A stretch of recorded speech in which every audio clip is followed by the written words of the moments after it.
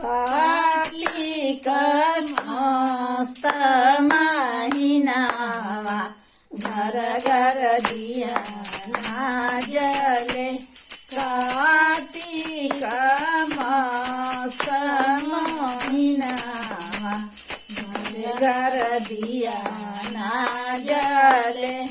घर घर घूमे छठी मैया के करिए व्रत हमार।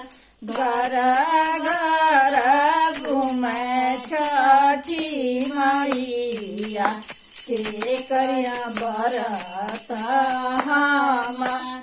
नहीं दियलु दान सोनावा नहीं दुआरे देनुगा। नहीं दियलु दान सोनावा नहीं दुआरे देनुगा। नहीं दियलु गोदी में होरी लावा के करिया व्रत तोहार। नहीं दियलु गोदी में होरी लावा के करिया व्रत तोहार। पड़ा पी के बोला छठी मैया सुना सेवक यार जहामा। पड़ा पी के बोला छठी मैया सुना सेवक यार जहामा। देई दे बयान दान सोनावा देव दुआरे धेनुगा। देई दे बयान दान सोनावा देव दुआरे धेनुगा। देई देव गोदी में बालकावा तुम करिया छठिया व्रत।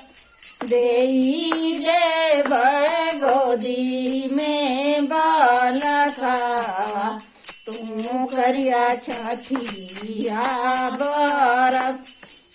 कार्तिक मास महिनावा घर घर दिया जले। कार्तिक मास महिनावा घर घर दिया जले। घर घर घूमे छठी मैया के करिया व्रत हमार। घर घर घूमे छठी मैया के करिया व्रत हमार। हाथ जोड़ी बोलेला सेवकावा हम करब व्रत तोहार। हाथ जोड़ी बोलेला सेवकावा हम करब व्रत तोहार। नहीं दियलु दान सोनावा नहीं दुआरे धेनुगा। नहीं दियलु दान सोनावा नहीं दुलु धेनुगा। नहीं दियलु गोदी में बालकावा के करिया व्रत तोहार। नहीं दियलु गोदी में बालकावा के करिया व्रत तोहार। तड़पी के बोला छठी मैया सुना सेवक यार जहामा।